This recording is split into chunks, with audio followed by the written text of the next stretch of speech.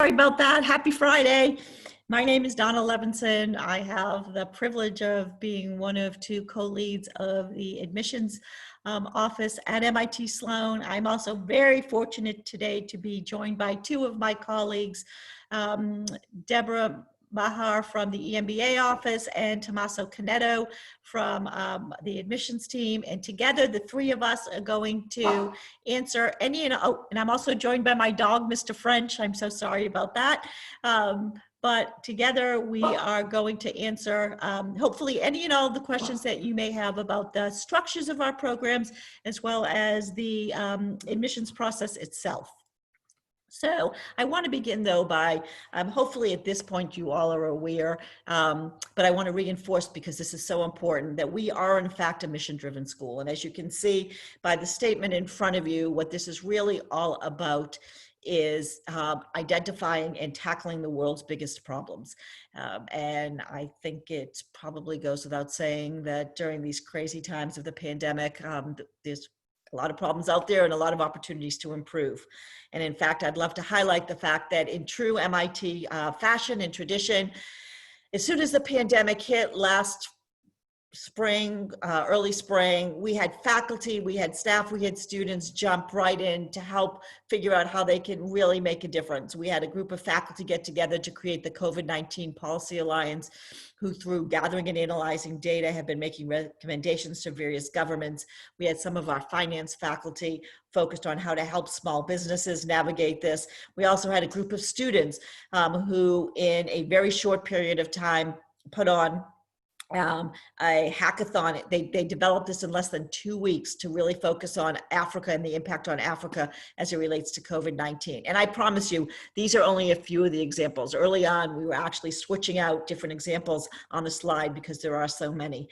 And this just to me really highlights what MIT Sloan is all about. Also, I think it's really important, especially given what the focus of this week is, to share with you, just how committed we are, MIT Sloan is with regard to diversity and inclusion and equity. It is something top of mind with all of the work that we do. And so I'm hoping that for many of you, if not all of you, this is not the first event that you participated in over the course of this week. And that throughout this week, we've been able to really demonstrate to you, not just our commitment, but evidence of our environment being an incredibly diverse, equitable, and inclusive one. So the focus of today is really on all programs MBA, of which we have several. We have our traditional 2-year MBA. We have our LGO program, where in the course of 2 years, you're receiving both an MBA and an engineering master's. We have, for those who are have more work experience, we have our 1-year in residence Sloan Fellows MBA program, and then we have our executive MBA program, which is a 20-month program where students participate every 3 weeks or so. And that is the program that Deborah represents. And so Deborah, you can keep me honest here anytime I'm speaking anything EMBA that doesn't quite sound the way you'd like it to, or that you wanted to add some additional information to, please don't hesitate to jump in. It is a Friday afternoon, and I think I'm kind of excited about this being a great way to end the week. And so please, Deborah, Tommaso, feel free to jump in. With regard to all of these programs, not only will you have a traditional curriculum that you'll need to follow that'll be made up of core classes and, depending on the program, opportunity to take electives, but we also have 3 certificates here in healthcare, sustainability, and business analytics that's open and available to all. So that's a little bit on the academic side. When you think about a program, any one of our programs, in addition, you should be thinking about hands-on action learning and learning. We believe so strongly that the best way to really truly understand something is to learn about it, learn the theory, learn what's behind it, and then practice in real life scenarios, in many, many cases with real companies. You are taught by world-renowned faculty to whom, for them, one of the highlights of the work that they do is to be able to engage with each and every one of you. You also have access to the MIT and the greater MIT community. You are not just an MIT Sloan student, but an MIT student as well. For the majority of you, participating in one of our programs is meant to help further your careers. And so we have a really wonderful career development office who works with you from the beginning to help you design, develop, and navigate a roadmap to be successful in your career, not just for that first job, which might be a summer internship or that first job after school, but that third and fifth job down the road. And finally, you do become part of an incredibly powerful global network of MIT and MIT Sloan students. The MBA I'm just going to talk now very little about each of the programs. MBA, 2 years.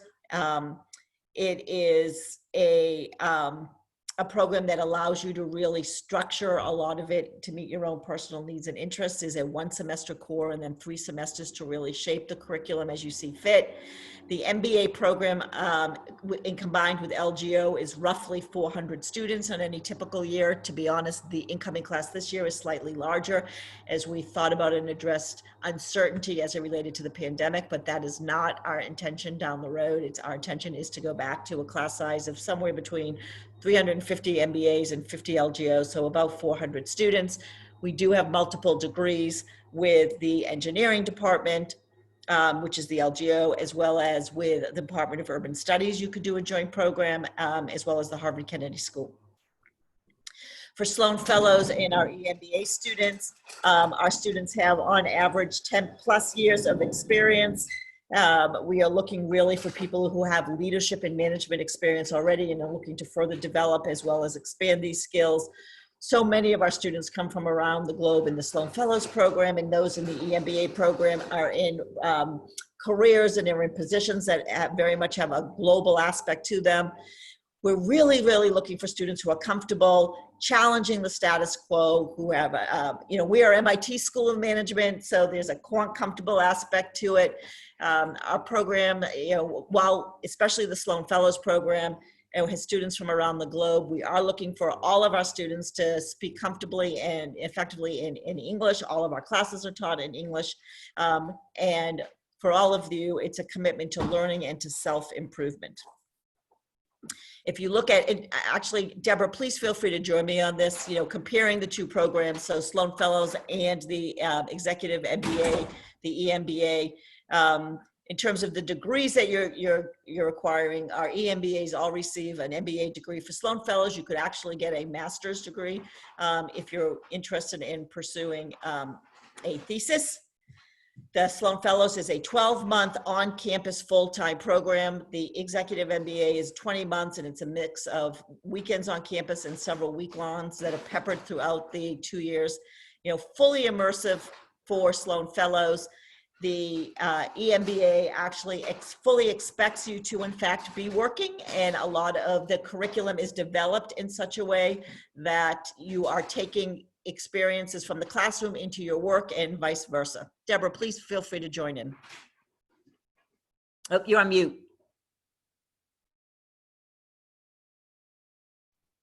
It's a requirement that our students are working, and that integration, the action learning that Dawna had mentioned, really starts from the day you walk through the door. Happens in a number of ways. Purely sitting in class, students often will have a couple notebooks going, one for class, one for work, small projects in individual classes, and then in your last 2 semesters, you have one project for your own company and then one international project. So students, going back to kind of the requirement piece, should be required to be working, and they are in those senior roles where they're actually able to impact and influence change in their organization.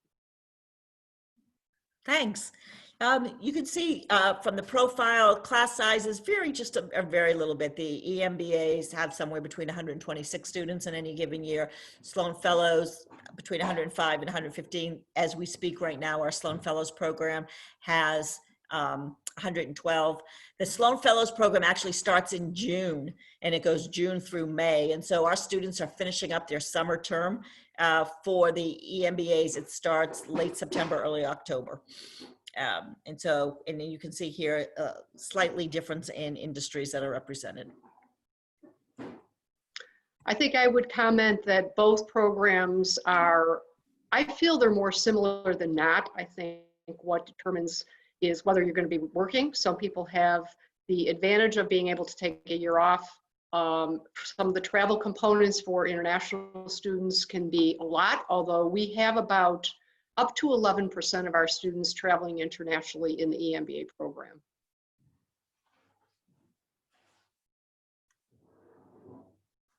So as I mentioned, virtually all of our students join any one of our programs really to advance their careers. And we have a incredibly experienced and dedicated career development office that will work with you. Sometimes it's not even from day one, but it's actually once you've been admitted and before you even show up. So they provide career fairs and treks, and they have dedicated career advisors. And these are advisors who are tailored to the different populations, where depending on your stage of the career you're in, pursuing that next job can have a very, very different feel. There is on-campus recruiting, and then there's also an awful lot of networking with our alums and our employers. And I'd love to say one word about that in terms of alums really stepping up. So as you can imagine, last spring, when the pandemic had just hit, we had many students across our programs whose summer plans suddenly had changed and were no longer. And a joint effort between our Office of External Relations as well as our Career Development Office, they got together, they reached out to our alumni network asking for assistance in terms of possibly making available summer internships or even awareness of opening doors for people. And the response that we got was unbelievable. And I just think this highlights the dedication and the focus of both our Office of External Relations and our Career Development Office. So, I talked about this a little bit. You immediately become part of both the MIT Sloan Alumni Network with 24,000 strong around the globe, as well as the MIT network itself with almost close to 140,000 alums. And these networks are, in some cases, depending on the geography, they may be small, but they are powerful and they are effective. And these are close-knit groups of people who are there to help one another out. Some other interesting stats for you, that at this point in time, there are over 30,000 active companies that have some sort of connection to MIT. Those 30,000 plus companies have generated over 4.6 million jobs, with annual revenue of close to $2 trillion. If we were able to have the MIT flag waving and this became MIT Nation, this would be somewhere between the 10th and the 11th largest economy in the world. This is a powerful group of people who are here to make a difference and to make an impact on the world. All right. I'm going to talk about the applications, get that through, and then we're going to open it up for questions because we sense there'll be a lot of questions from people, and Tommaso and Deborah are going to help me. So this is focused on, as you can see here, MBA, LGO, and the Sloan Fellows. Applications, the components are very similar. So let me also start off by saying this, and while just so people understand, my office, the office that Tommaso and I are part of, we administer the application for the MBA, LGO, and Sloan Fellows. Deborah's office actually administers it for the executive MBAs. That difference is less than it sounds. We work very closely together. There's a lot of best practices that are shared. But nonetheless, that's why we have this split right here. And so the application is fundamentally the same for these three programs. And what I wanted to say was there are no tricks. So this is about us getting to know you, and over the course of time, you getting to know us to determine whether or not this is the right fit for you. We ask for a resume, a cover letter, an org chart. We now have one letter of recommendation that we're asking for, transcripts from all schools that contributed to you receiving degrees, whether that be an undergraduate or an undergraduate and a master's degree. GMAT or GRE, executive assessment, we also take for Sloan Fellows MBA, and we ask everybody for a 60-second video statement. So imagine you've been admitted, it's day one and you're introducing yourself to your fellow classmates. What would you say to them? And then 2 additional references to whom, think of that like job references. These are people to whom we may or may not reach out to, but given that we have now reduced our number of letters of recommendation to 1, in the event that we still have just a few unanswered questions related to your candidacy, we may want to reach out to one of those people.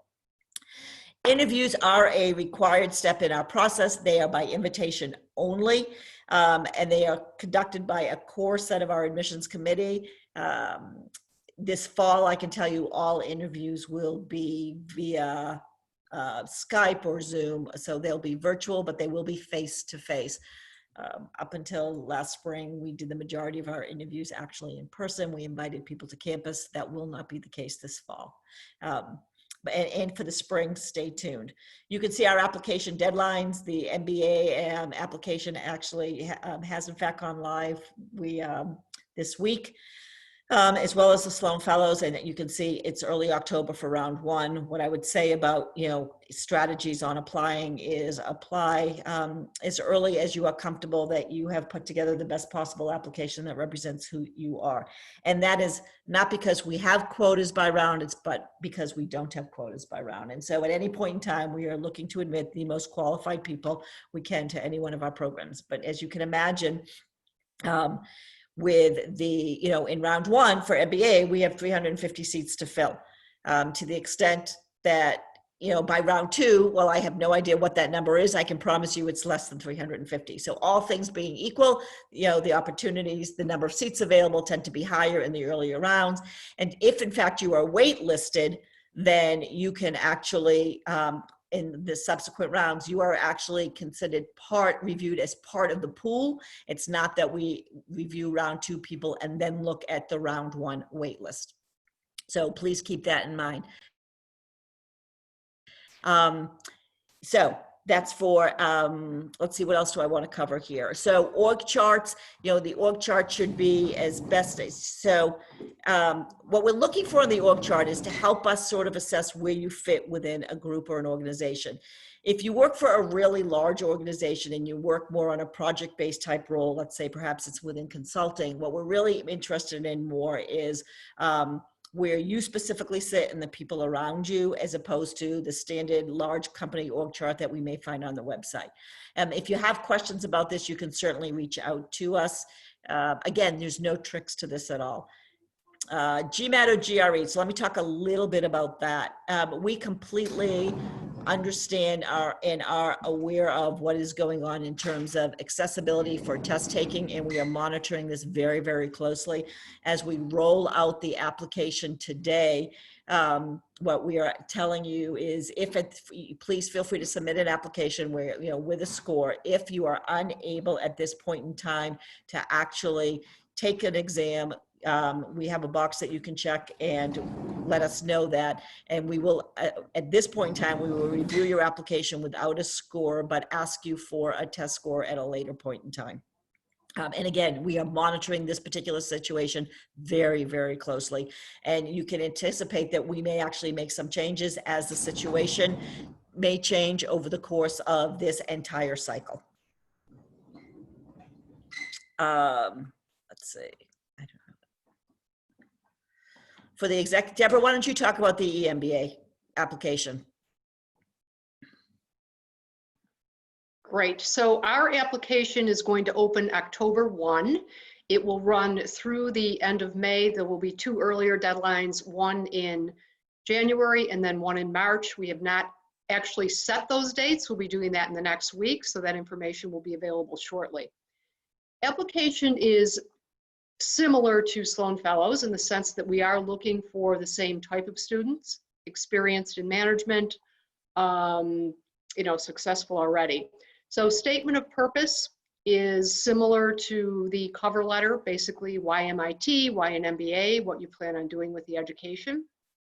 There are going to be 3 essays.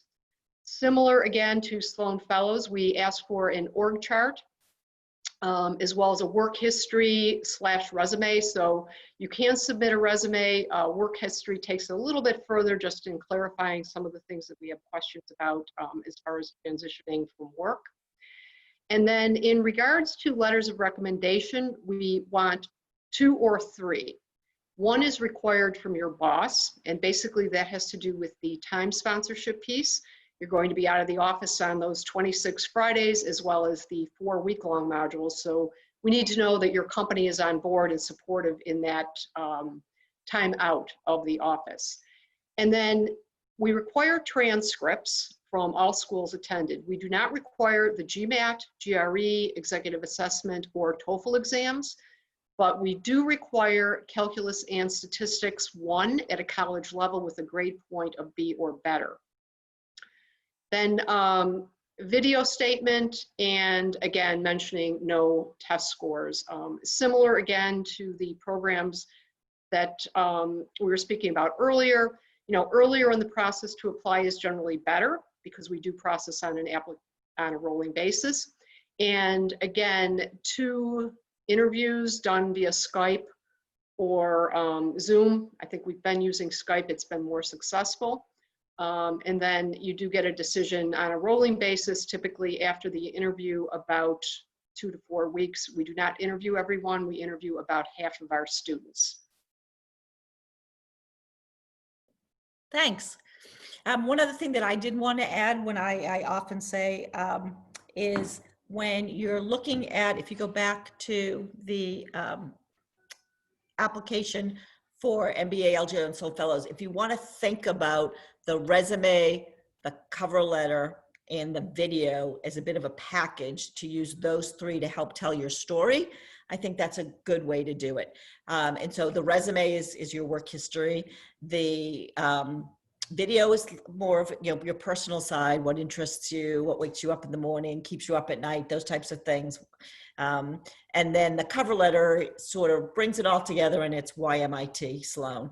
I know the cover letter is very short. It's actually gotten a little longer over the last couple of years, but nonetheless, it's still very short. And so that makes it a bit of a challenge for people. I guess one tip would be on that front, there's no need for you to restate sentences or paragraphs that might be on our website in terms of why you want to join MIT Sloan. So just keep that in mind. The other piece of advice I would give is that once you are comfortable with all of these components, I would advise you to share them with 2 people. One would be somebody who knows you well, and ask them if they think that this reflects you and who you are. The second would be to share it with somebody perhaps you don't know, who doesn't know you as well, but somebody who you trust, and ask them to say, okay, what does this tell you about me? And that's sort of a test to see if you're conveying exactly what you want to be conveying. So just a couple of little tips there for you. Dawn, I'd like to add, I think the most important thing for people is to be themselves. Yep. Right? You mentioned the website. We don't need an application that sounds like our website. We know who we are. We want to find out about you. Yep. And really view that application as your story. So a piece of reflection on, if I'm going to communicate one thing in one essay, what can I communicate in another? So that you're covering, going back to your point about it being cohesive, but really thinking strategically and thinking about strategically who your recommenders are. They should know you well. They should be able to very specifically say, I know this person in this context. This is the significant contributions they have made, not just great manager and has great ethics. That doesn't tell us enough. It's a lost opportunity when we get an application in that's not detailed enough, but that's too conceptual.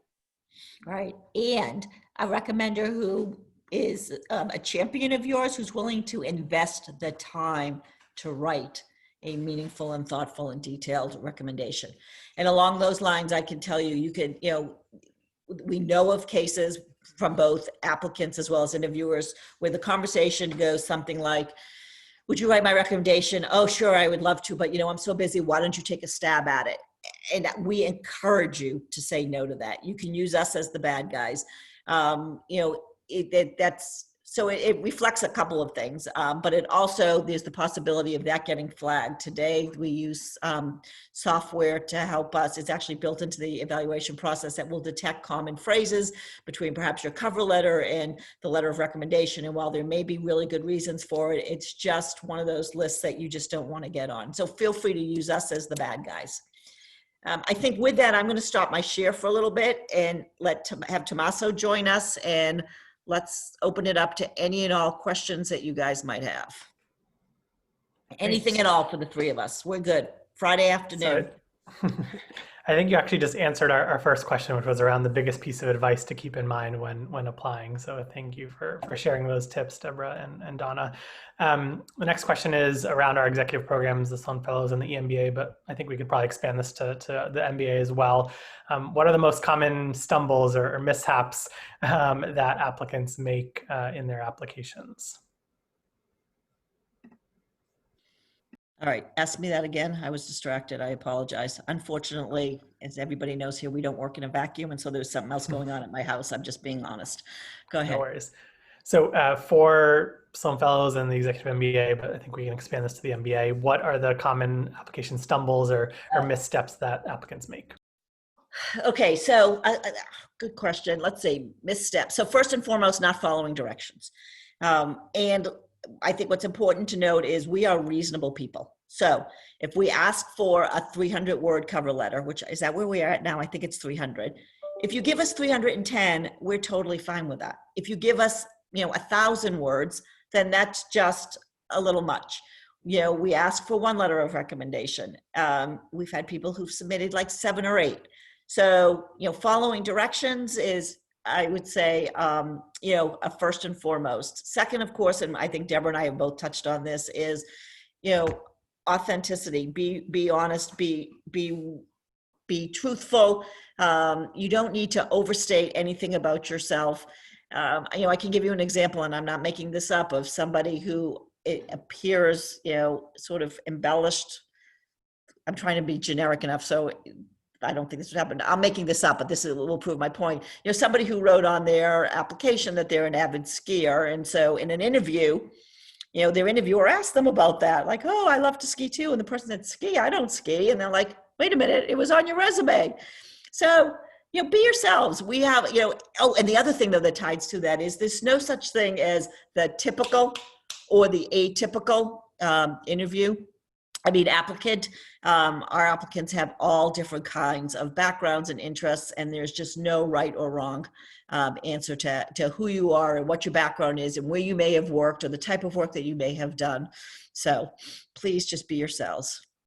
I think the other thing we just read an application the other day. Make sure your application's clean with that proofreading piece. Someone actually said the reason I have always wanted to go to Wharton on our application this year. I mean, that just shows, lack of attention to detail. So, Dawna had mentioned having somebody look at it for clarity, right? For any of those typos. We do look at that. It's a reflection. I think picking the different aspects, I think just really being yourself is most important. Being reflective, being thoughtful.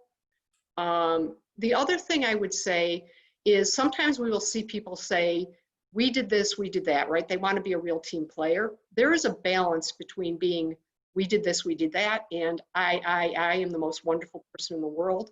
So just when you're coming up with and creating your resume, when you're writing your essays, have an eye and a thought about the tone in regards to taking full accomplishments for the things you've done and balancing that against the teamwork perspective.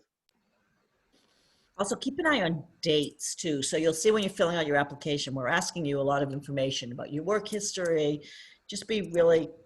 That's one of those things, like Deborah said, to just check, make sure the dates all make sense, that they all add up, that there's not overlap between 2 full-time employments from a date standpoint that you've shared with us that just doesn't make sense. So just thought of another thing. Any of those situations in your life that are a little bit unconventional or non-traditional, explain them. We recognize that people are coming in mid-career. So perhaps your grades weren't great. Maybe you worked full-time, maybe you were ill, maybe you had too much fun and didn't have your act together. Tell us the story about what was behind it.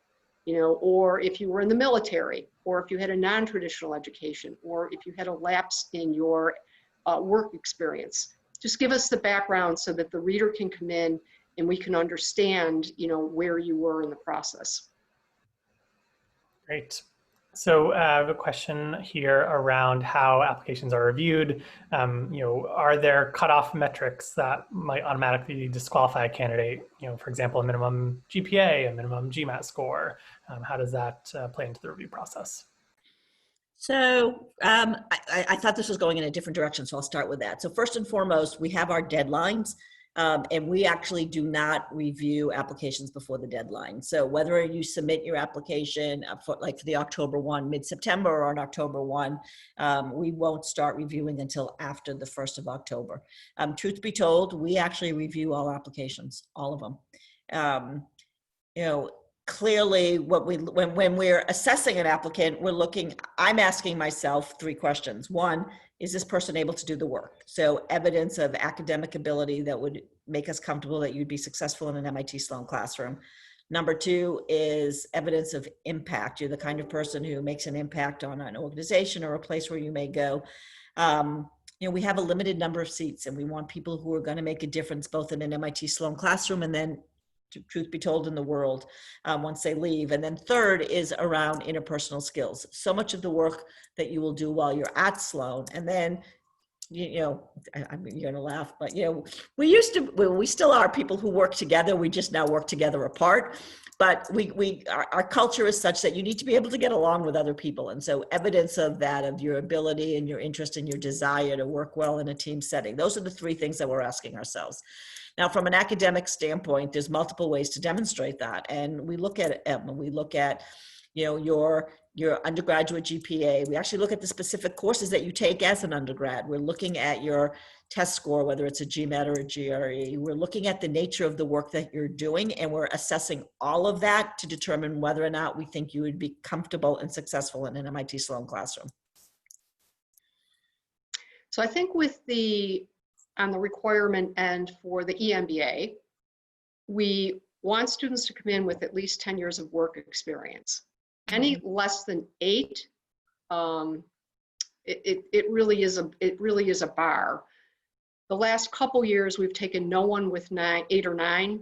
In the past, we occasionally have, and anybody who's on that less experienced end of the 8, 9, even 10 years, conveying the leadership experience you have is key. So really thinking about where you've had some general management, where you've been in those leadership roles, about impacting and influencing change, where maybe you've taken ideas from initial conceptual form through and developed them, is key. Great. Along the lines of sort of the admissions process and how we review applications, how does it work in terms of our different admissions officers reviewing different parts of the application? Do multiple people review the whole application? Whatever kind of light you want to shed on our process, Dawna. Sure. So we don't parse it out to different sections for different people. We do, though, have over the course, the life of an application through our process, especially for somebody who eventually is admitted, you have multiple people reviewing that application. We have multiple people initially doing the read, and then we have our admissions committee looking at the recommendations from the readers to determine who we then invite for an interview. You then have your interviewer who, it's not a blind interview, it's an interview where the interviewer has access to the entire file. So the interviewer is then actually reviewing the application prior to actually the interview itself. And so, for somebody who makes it all the way through our process, you probably have, and then the admissions committee is also, looking at that applicant, at least half a dozen set of eyes, looking at an application as it goes through the entire process. Now, to the extent that somebody, falls out prior to an interview, obviously that's going to be less people taking a look at it. Great. One question here about the video statement. I know we get a lot of questions about this, so we can spend some time. This question is specifically about, what are the specifications for the video essay? Can it be edited? Does it have to be uncut? But maybe we can expand that and just talk a little bit more broadly about what we're looking for in that video statement. Sure. Tommaso, you can answer some of these too, but I'll take this one. So we love the video statement. It certainly does not have to be, professional quality at all. I would say virtually everybody uses their phone, has a friend take it for them. And over the course of the last couple of years, they've gotten a little bit more creative, but certainly not by us telling you it needs to be creative. And then there have been, certain themes. So here's a piece of advice is don't sacrifice the quality of the audio for a great scenery. And the best example I can give is, and I think this was a couple of years ago, we had quite a few people who were really big on skiing. And so we had a lot of videos either at the top of a mountain or even on a ski lift. And quite frankly, it was a hard time hearing what they were saying as people were swooshing by them or the noise of the ski lift. And so, I would argue perhaps that wasn't the best decision. We've also had a fair amount of people, again, this was like a year ago, because we say these things and then people don't do it. But the movie Love Actually, where you have the posters with the writing on it, we had a whole lot of those recently. So people have been getting a little bit creative, which is nice. But certainly not necessary, and production quality by no means is necessary at all. We want to know who you are, is really the gist of it. Great, thank you. Next question is about the cover letter and what you would suggest for the cover letter in terms of the share between sort of retrospective reflection versus future goals. What's the balance there? So you only have 300 words, so the cover letter, as I said, is why MIT Sloan. Think of it like a cover letter when you're applying for a job. Why pick me? So it has a little bit about what the position is and why you're a good fit for it. And so that's a little bit about the history, but then it's about what you plan to do with it, which is a little bit looking forward. So it's actually a combination, but it's a couple of sentences here on each of these that pull together. We completely understand that due to the fact that it's 300 words, we're not going to learn everything about you, but what we want you to do is leave us wanting to know more. Think about it that way. I don't know if that helps. Yeah, I would say, it's an executive summary. It could be a standalone document. We look for why MIT, why an MBA, what you're doing with the education, what are you going to bring to your teammates? What are they going to remember and learn from you? Right. So an interesting question from Gustavo here about what's more important when you're presenting an application. Is it sort of consistency between the documents, or presenting new information in each of the parts of the application? So it's both. So by consistent, so it's not redundancy by any means, but consistency is important. So if in fact you have a job on your resume and you're mentioning it in your cover letter, make sure you're referencing it in the same way. Or again, there's the resume, and then there's a section of an employment section within the application itself that we're asking you some very specific questions. So make sure there's consistency between how you address the employment section of the biographical information and what might be reflected on the resume. Can an applicant apply to more than one of the MBA programs in the same admissions cycle? So the answer is yes. However, if in fact you're not quite sure, so the reality is for like the 2-year MBA, the Sloan Fellows and the EMBA, while there's a lot of similarities, there's also a lot of fundamental differences that I think are important for you to understand, so that I think it's an easier decision than you might think at this moment, and we are happy to help you make that decision. So in particular, I can talk about, MBA versus Sloan Fellows. Somebody with Sloan Fellows has on average 14 years of experience. We admit people, we have a fair number with 10 years. I could see how somebody possibly with 10 years of experience would say, 2-year MBA versus Sloan Fellows. And I think we've had enough of these conversations that we're more than willing to have a conversation with you about that I think might bring some clarity to you as to which one is the more obvious choice for you. Because if you go down that path and apply to both, that's a lot of work, because applying to both is really 2 separate processes with 2 separate recommendations, et cetera.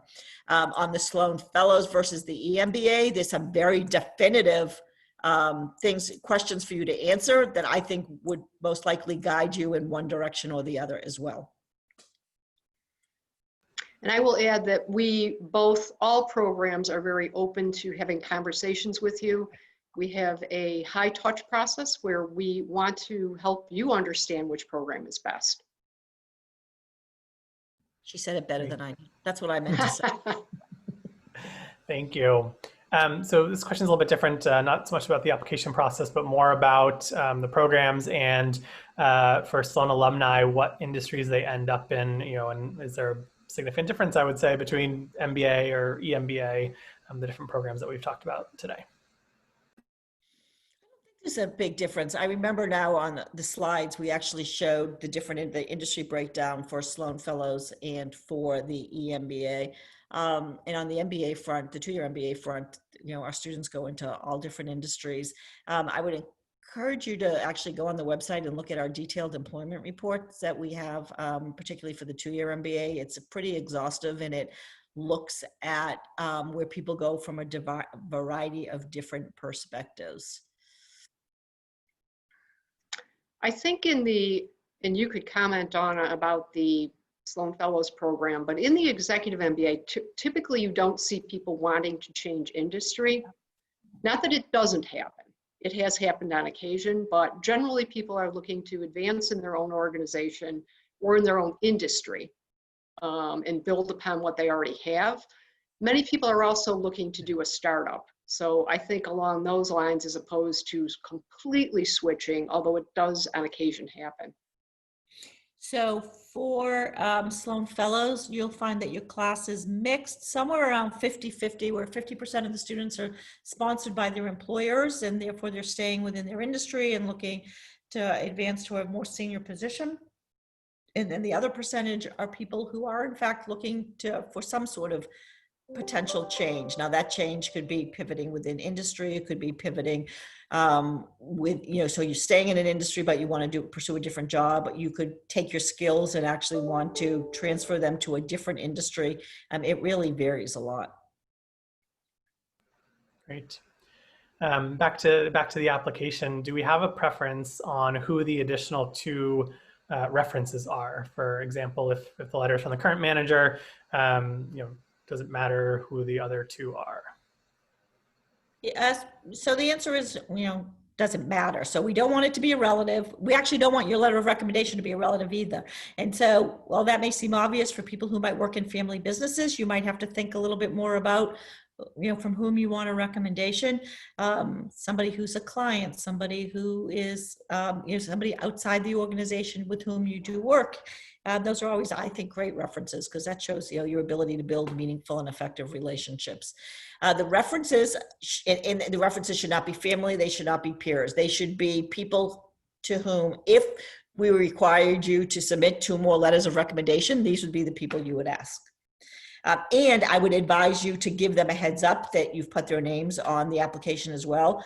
The chances of us reaching out to them is not huge, but nonetheless, they shouldn't be surprised if we do, which would be via email. It would never be a cold call. And I would add, don't go for a big name if they don't know you. You don't want to go to the CEO of the company if they have no idea who you are. And for the EMBA, we're not really looking for academic references, because that typically would have been too far in your past. Again, it's a different perspective as opposed to what you've accomplished in work. Great. Do we have any tips for reapplicants? Sure. So we love reapplicants. I think, please note that as a reapplicant, we have your previous application in front of us. It's something that you should raise the flag. I'm a reapplicant, and here's what has changed. That's what you should focus on. Great. So I think, Deborah, you mentioned a little bit about explaining, extenuating circumstances. So question here about, if your undergrad GPA was low, but you made up for it in grad school, do you still have to explain that? So maybe more broadly, the question is, what should you explain versus not explain in the application? So I would think you definitely would want to explain why your undergrad grades were not great. And then there's, proof that you can do the work by the fact that you did go to graduate school and turn it around. But explain the why behind it. That definitely is evidence that you can do the work. Again, going back to, we want to be sure coming in that you can handle a quantitative background. Sloan Fellows does require the GMAT, GRE, or executive assessment. We do not, but we do require the calculus and statistics. But a brief statement, it doesn't need to be a big, long description, just so that we have that point of understanding. Great. Question here about MBA math. So the question is whether we recognize MBA math. Dawna, do you want to talk a little bit about sort of additional coursework that applicants may have taken beyond their undergraduate studies and how those are viewed? Yep, we want to know about it, because in the end, let's go back to what I originally said. We're looking for evidence that you'd be successful in an MIT Sloan classroom, and taking other classes is definitely something, evidence of such, and it could be MBA math, it could be Coursera classes. It's all different. I mean, the number of online classes available today is extensive. So let us know about that. Absolutely. Great. Do we take into account career experience or performance or other graduate degrees in assessing academic ability? Sure. I'm not sure what that means. I mean, I think I said it also, depending on the nature of the work that you do. So here's an example. Let's say you have a liberal arts background and degree, and you found yourself over the course of the years in an analytics role where you're, doing data analytics analysis and your, work on a daily basis. Well, that certainly gives us a comfort level of your ability to be, quant comfortable, which does not stem from your undergraduate work, but from your actual job that you're doing at this point in time. Absolutely. Great. We just have a couple more questions here before we wrap up. Let's talk a little bit about the interview process. Can you share, and I know maybe both Deborah and Dawna can touch on this, how the interviews are conducted, what the format looks like. Yep, Deborah, you go first. So our interviews, typically, we'll see where they are next year, depending on where the world is. The plan, 2 back-to-back interviews, about 45 minutes apiece. It's not a question about, tell me what the effect of COVID is on the financial markets. It's more behavioral. If we don't understand something in your background, if we want, something's lacking, right? Something's a little confusing, or we want to dive in a little bit deeper to understand, say, something in your essays or something on your resume. So it's more behavioral in nature. And it's also an opportunity for you to ask questions. And I would say, just as a piece of advice, don't ask us something that we can readily find off the website, that you could find off the website rather. And, so I think it's an opportunity. It's really about that fit piece. You fit with us, do we fit with you? Opportunity for clarification. I think the other thing, as part of an interview, we always want to be sure that, is this the right time for you? Do you have the support system in place, both at home and at work for the EMBA, because you are traveling back and forth. People are going to be requiring, you're going to be requiring a lot of help on both ends to help you be successful. And if you have everybody on board, it really does make the process, it's kind of key to your success. So that's something we also like to ask about in the interview. So ours is not that different, except for the fact that we do 1 instead of 2 interviews. They tend to last somewhere more like 30 minutes, I would say. We have a core group of interviewers who at this point have been doing this for a very long time. Our interview, again, similar to Deborah's, is really meant to assess fit. We do use a behavioral model of interviewing techniques to ask, a handful of our questions. Tell me about a time when you had to convince an individual or a group to do something one way and they wanted to do it a different way. What was the situation and how did you convince them? Those types of questions. If there are holes in your application or there are follow-up questions, we may ask those as well. And exactly to Deborah's point, you will always have the opportunity to ask us questions. One of my favorites, and I'm not making this up, and it was actually a Skype interview. This is what's not to do. So I said to the individual, I said, so do you have any questions? And he looked at me and he said, do you think I need a haircut? So those are not the kind of questions that we're expecting. And within our application process, we also have the additional interview essay that someone had a question about. So maybe you could just share a little bit about that, Dawna.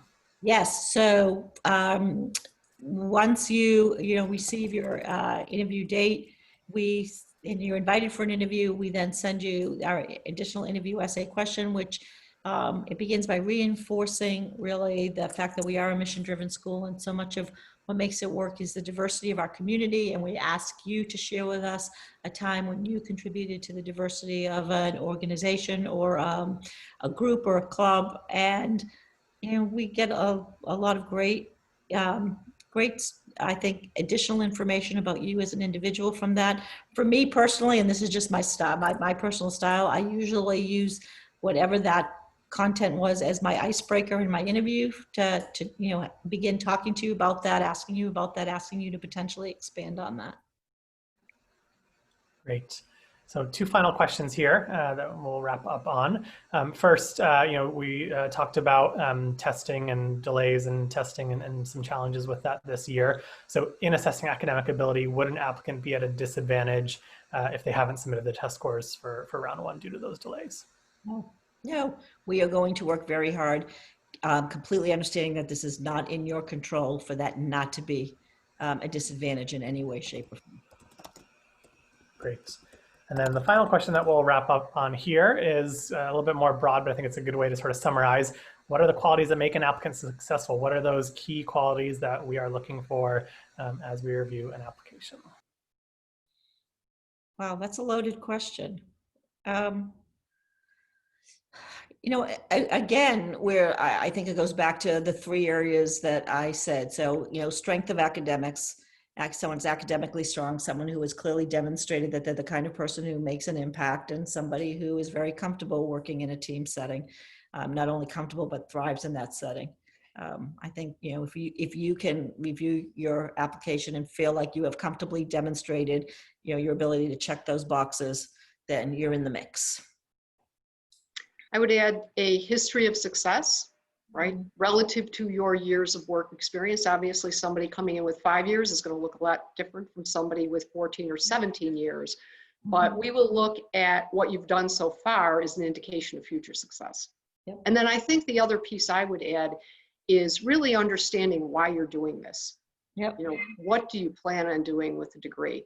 If somebody came in and said, I've been bypassed for promotions, things aren't going real well, that probably isn't a real good indication of where you're going to go. Yep. Great. Well, I think those are all the questions, and we're just about out of time. So, Dawna, I'll pass it back off to you to wrap things up. Great. So with that, Tommaso, I want to thank my partners in crime this afternoon, Deborah and Tommaso, for joining me on this Friday afternoon. I want to thank each and every one of you. Hopefully we've answered some of your questions or provided you with some additional information that you did not have before. Please know that we are here to help you navigate through this process. You can see here we have some email contacts for each one of our programs. We have dedicated people responding to your questions. As much as we try to address all of the questions, we know that there are individuals with very specific situations or questions, and we encourage you to reach out. There's also lots of other ways for you to continue to engage and connect with us throughout the this fall and throughout the whole evaluation process. And I think with that, I want to thank you. I want to wish all of you and your families good health. Please stay safe, and we look forward to receiving each and every one of your applications. Thank you.